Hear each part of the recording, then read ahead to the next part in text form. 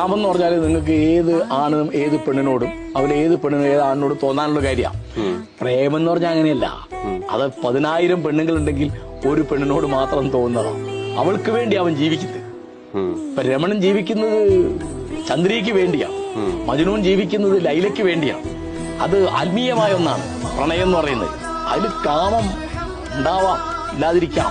കാമം ഉണ്ടായിക്കൊണ്ടൊന്നുമില്ലേ. സ്നേഹവും പ്രേമവും തമ്മിലുള്ള എന്താ വ്യത്യാസം? സ്നേഹം എന്ന് പറയുന്നത് നമുക്ക് ആരോടും, ഒരു പട്ടിയോടും എരുമയോടും പൂച്ചയോടും അയൽക്കാരനോടും എതിരാളിയോടും ബന്ധക്കാരനോടും ഒക്കെ തോന്നുന്നതാണ് സ്നേഹം എന്ന് പറയുന്നത്. അത് വളരെ വിശാലമായ ഒന്നാണ്. പ്രേമം എന്ന് പറയുന്നത് നമ്മള് വേറൊരു ലിംഗത്തിലുള്ള ഒരാളോട് തോന്നുന്നതാ. ഒന്നുമില്ല, നിങ്ങൾ സ്ത്രീ ആവും, അല്ലെ പുരുഷനാവും, അല്ലെ ട്രാൻസ്ജെൻഡർ ആവും, അവരെ പ്രേമിക്കാം. അപ്പൊ അതെന്താ വെച്ചാല് ശരീരവും ബുദ്ധിയും മനസ്സും ആത്മാവുണ്ടെങ്കിൽ ആത്മാവും ഒക്കെ ഒന്നിച്ച് ചേർന്നുള്ള അതിമനോഹരമായ ഒന്നിനെയാണ് പ്രണയം എന്ന് പറയാം.